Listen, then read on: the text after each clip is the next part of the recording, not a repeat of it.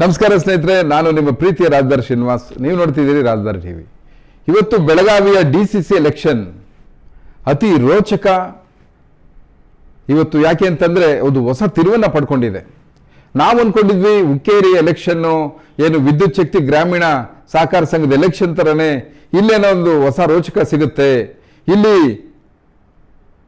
ಜಾರಕಿಹೊಳಿ ಬ್ರದರ್ಸ್ನ ಕತ್ತಿ ಸಾಹುಕಾರರಾಗ್ಲಿ ಅಥವಾ ಸೌದಿ ಸಾಹುಕಾರರಾಗ್ಲಿ ಬಗ್ಗಿಸ್ತಾರೆ ಅಂತ ನಾವು ಕೂಡ ಅನ್ಕೊಂಡಿದ್ವಿ. ಹಾಗೇನೆ ಎಲ್ಲವೂ ಇತ್ತು ಕೂಡ. ಹುಕ್ಕೇರಿಯ 15ಕ್ಕೂ 15 ಸ್ಥಾನಗಳನ್ನು ಗೆದ್ದಂತ ರಮೇಶ್ ಕತ್ತಿ ಅವರು ತಾವು ನಾಮಪತ್ರವನ್ನು ಕೂಡ ಸಲ್ಲಿಸಿದ್ರು. ಹಾಗೇನೆ ಲಕ್ಷ್ಮಣ್ ಸವದಿ ಅವರು ಕೂಡ ರಾಜು ಕಾಗೆ ಅವರ ಜೊತೆ ಬಂದು ಅವರು ಕೂಡ ನಾಮಪತ್ರಗಳನ್ನು ಸಲ್ಲಿಸಿದ್ರು. ಇಡೀ ಜಿಲ್ಲೆಯ ಎಲ್ಲ ತಾಲೂಕುಗಳಿಂದ ಕೂಡ ನಾಮಪತ್ರವನ್ನು ಸಲ್ಲಿಸಿದ್ರು. ಆದರೆ ಈಗ ಹೊಸ ಟ್ವಿಸ್ಟ್ ಏನಪ್ಪ ಅಂತಂದ್ರೆ, ಒಟ್ಟಾರೆ ಎಲ್ಲ 7 ತಾಲೂಕುಗಳಲ್ಲೂ ಕೂಡ ಅವಿರೋಧ ಆಯ್ಕೆಯಾಗಿದೆ. ಅದರಲ್ಲೂ ಜಾರಕಿಹೊಳಿ ಪ್ಯಾನಲ್ ಕೂಡ ಅಲ್ಲಿ ಜಯವನ್ನು ಸಾಧಿಸಿದೆ.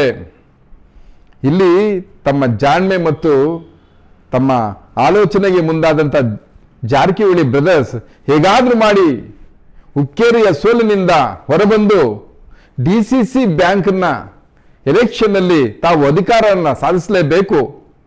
ಹಾಗೆಯೇ ರಮೇಶ್ ಕತ್ತಿ ಅವರ ಒಂದು ಸ್ವಾಭಿಮಾನಿ ಅಲೆ ಆಗಿರ್ಬೋದು, ಲಿಂಗಾಯತ ಒಂದು ಆಲೋಚನೆಗಳಿಂದ ಆಗಿರ್ಬೋದು, ಆ ಸಮುದಾಯದ ಜನರನ್ನು ಕೂಡ ನಾವು ನಮ್ಮ ಜೊತೆಗೆ ಒಟ್ಟೊಟ್ಟಿಗೆ ತಗೊಂಡೋಗ್ಬೇಕು, ಆಗಲೇ ನಮ್ಮ ಜಯ ಸಾಧ್ಯ ಅಂತ ಆಲೋಚನೆಯನ್ನು ಮಾಡಿ ಸರಿಯಾದ ಹೆಜ್ಜೆಯನ್ನು ಇಟ್ಟು ಇವತ್ತು ಯಶಸ್ಸು ಜಯವನ್ನ ತಮ್ಮದಾಗಿಸಿಕೊಂಡಿದ್ದಾರೆ. ಇವತ್ತು ಜಾರಕಿಹೊಳಿ ಕುಟುಂಬದ ರಾಹುಲ್ ಜಾರಕಿಹೊಳಿ ಹಾಗೆಯೇ ರಮೇಶ್ ಜಾರಕಿಹೊಳಿ ಅವರ ಪುತ್ರ ಅವರು ಕೂಡ ಈ ಒಂದು ಡಿಸಿಸಿ ಬ್ಯಾಂಕ್ನ ಅವಿರೋಧ ಆಯ್ಕೆ ಆಗಿದ್ದಾರೆ. ಇಡೀ ತಮ್ಮ ಕುಟುಂಬ ಸತೀಶ್ ಜಾರಕಿಹೊಳಿ, ರಮೇಶ್ ಜಾರಕಿಹೊಳಿ, ಲಖನ್ ಜಾರಕಿಹೊಳಿ, ಬಾಲಚಂದ್ರ ಜಾರಕಿಹೊಳಿ, ಸಂಸದೆ ಪ್ರಿಯಾಂಕಾ ಜಾರಕಿಹೊಳಿ, ರಾಹುಲ್ ಜಾರಕಿಹೊಳಿ, ಒಟ್ಟಾರೆ ಇಡೀ ತಮ್ಮ ಎಲ್ಲರೂ ಕೂಡ ರಾಜಕೀಯದಲ್ಲಿ ಇವತ್ತು ನಾವು ನೋಡ್ತಾ ಇದ್ದೇವೆ. ಇಂಥ ಪ್ರಬಲವಾದಂತಹ ಜಾರಕಿಹೊಳಿಯ ಸಾಮ್ರಾಜ್ಯ ಖಂಡಿತ ಯಶಸ್ಸಿನ ಜೊತೆಗೆ ಜಾಣ್ಮೆ ಚಾಕುಚಕ್ಯತೆಯಿಂದ ಮುಂದೆ ಹೋಗ್ತಾ ಇದೆ. ಈ ಹಿಂದೆ ಅವರನ್ನು ಸೋಲಿಸಬೇಕು ಅಂತೇಳಿ ಮತ್ತು ಜಿಲ್ಲೆಯ ಪ್ರಭಾವವನ್ನು ಜಿಲ್ಲೆಯಲ್ಲಿ ತಾವು ಅದನ್ನು ಪ್ರಭಾವಿಯಾಗಿ ಮುಂದುವರಿಬೇಕು ಅನ್ನೋ ಒಂದು ಆಲೋಚನೆಯಲ್ಲಿ ಬಹಳಷ್ಟು ಜನ ಇದ್ದರು. ಆ ಒಂದು ಸೆಳೆತಕ್ಕೆ ಒಂದು ಅಲೆಗೆ ಶಕ್ತಿ ತುಂಬಿದವರು ಅಂದರೆ ರಮೇಶ್ ಕತ್ತಿ ಅವರು. ಹೌದು, ರಮೇಶ್ ಕತ್ತಿ ಅವರು ಈ ಒಂದು ಹುಕ್ಕೇರಿಯ ಜಯದ ನಂತರ ಒಂದು ಲಿಂಗಾಯತ ಕಾರ್ಡ್ನ ಪ್ಲೇ ಮಾಡಿದ್ರು. ಲಕ್ಷ್ಮಣ್ ಸವದಿ ಅವರು ಕೂಡ ಅವ್ರ ಜೊತೆ ಕೈ ಸೇರಿಸಿದ್ರು. ರಾಜು ಕಾಗೆ ಅವರು ಕೂಡ ನಮ್ಮ ಜೊತೆ ಇರ್ತಾರೆ ಅಂತ ಕೂಡ ಅವರು ಭಾವಿಸಿದ್ರು. ಆದರೆ ನೋಡಿ, ಕಾಗವಾಡದ ರಾಜು ಕಾಗೆ ಅವರನ್ನ ಕೂಡ ಅವಿರೋಧ ಆಯ್ಕೆ ಮಾಡಿದ್ರು. ಇದು ಜಾರಕಿಹೊಳಿ ಅವರು ಮಾಡಿ ರಾಜು ಕಾಗೆ ಅವರನ್ನ ತಮ್ಮತ್ತೆ ಸೆಳ್ಕೊಂಡ್ರು. ಈಗಾಗಲೇ ಸೌದತ್ತಿ, ಯರಗಟ್ಟಿ, ಗೋಕಾಕ್, ಬೆಳಗಾವಿ, ಹರಬಾವಿ ಇವೆಲ್ಲವೂ ಕೂಡ ಈಗಾಗಲೇ ಅವರು ಅವಿರೋಧವಾಗಿ ಆಯ್ಕೆಯಾಗಿದ್ದಾರೆ. ಇನ್ನು ಎಲೆಕ್ಷನ್ ನಡೀಬೇಕಾಗಿರೋದು ಹುಕ್ಕೇರಿ, ನಿಪ್ಪಾಣಿ, ಅಥಣಿ, ಕಿತ್ತೂರು, ಬೈಲಹೊಂಗಲ ಈ ಭಾಗಗಳಲ್ಲಿ ಎಲೆಕ್ಷನ್ ನಡೀಬೇಕಾಗಿದೆ. 19ನೇ ತಾರೀಕು ಎಲೆಕ್ಷನ್ ನಡೆಯುತ್ತೆ, 20ನೇ ತಾರೀಕು ರಿಸಲ್ಟ್ ಬರುತ್ತೆ. ಈ ಎಲೆಕ್ಷನ್ ಅನ್ನು ಅಷ್ಟು ಸುಲಭವಾಗಿ ಅವ್ರು ಬಿಡೋದಿಲ್ಲ. ಇಲ್ಲಿ ಅವಿರೋಧವಾಗಿ ಆಯ್ಕೆ ಆಗಿರೋದು ಒಂದು ವಿಚಾರ ಆದರೆ, ಯಾರ್ಯಾರು ತಮ್ಮ ಎದುರಿಗೆ ನಿಂತು ಎಲೆಕ್ಷನ್ ಎದುರಿಸ್ತಾರೋ ಅವ್ರನ್ನ ಶತಾಯಗತಾಯ ಸೋಲಿಸಲೇಬೇಕು ಅಂತೇಳಿ ಜಾರಕಿಹೊಳಿ ಅವರು ಪ್ಲಾನ್ ಮಾಡಿದ್ದಾರೆ. ಅವರದೇ ಕ್ಷೇತ್ರಗಳಲ್ಲಿ ಯಾವ ಲಿಂಗಾಯತ ಕಾರ್ಡ್ನ ಪ್ಲೇ ಮಾಡಿದ್ರೋ ಅದೇ ಲಿಂಗಾಯತ ಸಮುದಾಯದ ಅಲ್ಲಿ ವ್ಯಕ್ತಿಗಳನ್ನು ಅವರೆದುರು ನಿಲ್ಲಿಸಿ ಚುನಾವಣೆಯನ್ನ ಮಾಡ್ತಾ ಇದ್ದಾರೆ. ಹುಕ್ಕೇರಿನಲ್ಲಿ ರಮೇಶ್ ಕತ್ತಿ ಅವರು ಗೆಲ್ತಾರೆ, ಸವದಿ ಅವರು, ಲಕ್ಷ್ಮಣ್ ಸವದಿ ಅವರು ಅಥಣಿಯಲ್ಲಿ ಗೆಲ್ತಾರೆ. ಜೊಲ್ಲೆ ಅವರು ನಿಪ್ಪಾಣಿಯಲ್ಲಿ ಗೆಲ್ಲಬೇಕಾದ್ರೆ ಅಲ್ಲೂ ಕೂಡ ಇದೇ ಮಾಸ್ಟರ್ ಕಾರ್ಡನ್ನು ಪ್ರಯೋಗ ಮಾಡಿದ್ದಾರೆ. ಅದಕ್ಕೆ ಅಲ್ಲಿರುವಂಥದ್ದು ಕೂಡ ಏನು ನಿಪ್ಪಾಣಿಲಿ ಒಂದು ಸತೀಶ್ ಜಾರಕಿಹೊಳಿ ಅವ್ರ ಕಡೆ ಆದರೆ ಇನ್ನೊಂದು ರಮೇಶ್ ಜಾರಕಿಹೊಳಿ, ಈ ರೀತಿ ಅವರು ತಮ್ಮಲ್ಲೇ ಒಂದು ತಂತ್ರಗಾರಿಕೆಯನ್ನು ಮೆರೆದಿದ್ದಾರೆ. ಈ DCC ಬ್ಯಾಂಕ್ ಎಲೆಕ್ಷನ್ನಲ್ಲಿ ಏನಷ್ಟೊಂದು ವಿಶೇಷ ಅಂದರೆ, ಈ DCC ಬ್ಯಾಂಕ್ ಎಲೆಕ್ಷನ್ ಇಡೀ ಒಂದು ಜಿಲ್ಲೆಗೆ ಸೇರಿರುವಂಥದ್ದು.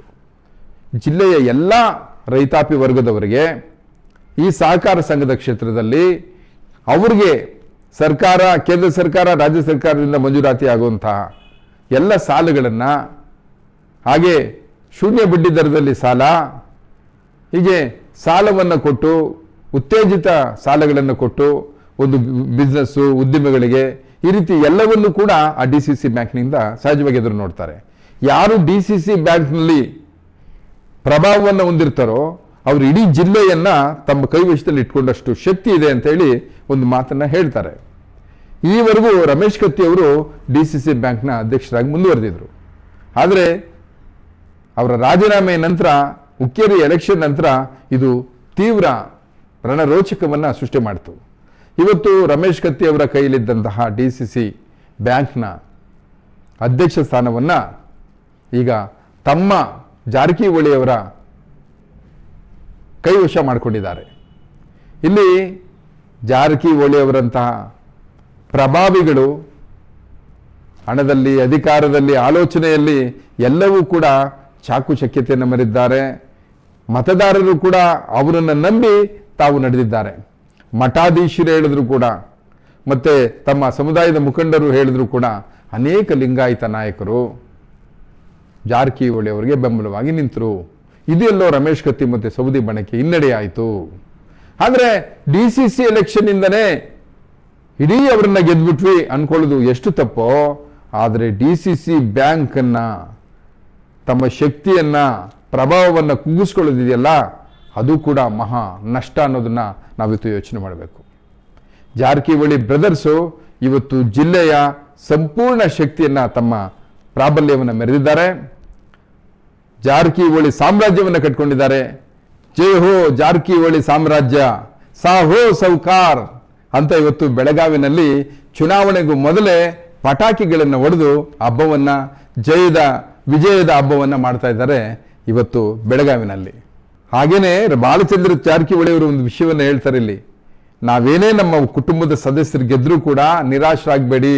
ಲಿಂಗಾಯತ ಮತದಾರರು, ಲಿಂಗಾಯತ ಸಮುದಾಯದವರು, ಲಿಂಗಾಯತ ಸಹೋದರರು, ನೀವೇ ಈ DCC ಬ್ಯಾಂಕಿನ ಪ್ರಮುಖ ಹುದ್ದೆಗಳಾದಂಥ ಅಧ್ಯಕ್ಷ ಸ್ಥಾನ ಮತ್ತು ಉಪಾಧ್ಯಕ್ಷ ಸ್ಥಾನವನ್ನ ನಿಮ್ಗೆ ಬಿಟ್ಕೊಡ್ತೀವಿ ಅಂತ ಹೇಳಿದ್ರು. ಇದರಿಂದ ಏನಿದೆ ಅಂತಂದ್ರೆ, ಅಲ್ಲಿ ಲಿಂಗಾಯತ ಸಮುದಾಯಕ್ಕೆ ನಾವು ಪ್ರಾಶಸ್ತ್ಯವನ್ನು ಕೊಡ್ತೀವಿ, ನಮ್ಮನ್ನ ಬೆಂಬಲಿಸಿ, ನಮ್ಮ ತೋಳುಗಳಿಗೆ ಶಕ್ತಿಯನ್ನು ಕೊಡಿ, ನಮಗೆ ಅಧಿಕಾರವನ್ನು ಕೊಡಿ ಅಂತ ಅರ್ಥ. ಈವರೆಗೂ ಅವ್ರು ಗೆದ್ದಿರೋದು ಲಿಂಗಾಯತ ಸಮುದಾಯನ ಓಲೈಸಿಕೊಂಡೇನೆ. ಅವ್ರು ಗೆದ್ದಿರೋದೆಲ್ಲ ಲಿಂಗಾಯತರ ಮೇಲೇನೆ. ಈಗಾಗಲೇ ನಾ ಹೇಳಿದ್ದೆ, ನಿಪ್ಪಾಣಿನಲ್ಲಿ ಜೊಲ್ಲೆ ಅವರು ಇವತ್ತು ಅವ್ರ ಜೊತೆನೇ ಇದ್ದಾರೆ. ಆದ್ರೆ ಜೊಲ್ಲೆ ಅವ್ರನ್ನ ಸೋಲಿಸಿದ್ದು ಸತೀಶ್ ಜಾರಕಿಹೊಳಿ ಅವರ ಮಗಳು ಪ್ರಿಯಾಂಕಾ ಜಾರಕಿಹೊಳಿ ಅನ್ನೋದನ್ನ ಇವತ್ತು ಜೊಲ್ಲೆ ಮರ್ತಿದ್ದಾರೆ. ತಮ್ಮ ಸೋಲಿಗೆ ಪ್ರಮುಖ ರಮೇಶ್ ಕತ್ತಿ ಅಂತ ಅವರದ್ದು ಸಿಡಿದು ನಿಂತಿದ್ದಾರೆ. ತಮ್ಮದೇ ಸಮುದಾಯದ ಜೊಲ್ಲೆ ಅವರ ರಮೇಶ್ ಕತ್ತಿ ಅವರು ಸೋಲಿಸಿದ್ರು. ಈಗ ತಮ್ಮದೇ ಸಮುದಾಯದ ಜೊಲ್ಲೆ ಅವರು, ಅಣ್ಣಾ ಸಾಹೇಬ್ ಜೊಲ್ಲೆ ಅವರು ಜಾರಕಿಹೊಳಿ ಜೊತೆ ಬಂದು ನಮ್ಮ ಹುಕ್ಕೇರಿ ಮೇಲೆ ದಾಳಿ ಮಾಡ್ತಾ ಇದ್ದಾರೆ ಅಂತೇಳಿ ಅವರನ್ನ ಸೋಲಿಸಿದ್ರು. ಇಲ್ಲಿ ನೋಡಿ, ಈ ಲಿಂಗಾಯತ ಸಮುದಾಯದ ಒಂದು ನಾಯಕರ ನಡುವಿನ ಈ ತಿಕ್ಕಾಟ ಇಷ್ಟು ಸಂಘರ್ಷವನ್ನು ಏರ್ಪಡಿಸಿದಂತಾಗಿದೆ. ಒಟ್ಟಾರೆ ಇವತ್ತು ಜಾರಕಿಹೊಳಿ ಅವರ ಟೀಮ್ ಗೆದ್ದಿದೆ. ಬನ್ನಿ, ಇನ್ನಷ್ಟು 19ನೇ ತಾರೀಕು ಎಲೆಕ್ಷನು, 20ನೇ ತಾರೀಕು ಅದರ ಫಲಿತಾಂಶ, ಇನ್ನಷ್ಟು ವಿಷಯಗಳ ಜೊತೆ ಇನ್ನಷ್ಟು ಏನೇನು ತಿರುಗುಗಳು ಸಿಗುತ್ತೋ ಅಂತ ನೋಡ್ತಾ ಇನ್ನಷ್ಟು ಸುದ್ದಿಗಳ ಜೊತೆ ನಾನು ನಿಮ್ಮ ಮುಂದೆ ಬರ್ತೀನಿ. ಅಲ್ಲಿವರೆಗೂ ನೋಡ್ತಾ ಇರಿ ರಾಜಧಾನಿ ಟಿವಿ. ನಾನು ನಿಮ್ಮ ಪ್ರೀತಿಯ ರಾಜಧಾನಿ ಶ್ರೀನಿವಾಸ್. ನಮಸ್ಕಾರ. ರಾಜಧಾನಿ ಟಿವಿ, ಅಡೆತಡೆ ಇಲ್ಲದ ಪ್ರಜಾದಾರಿ.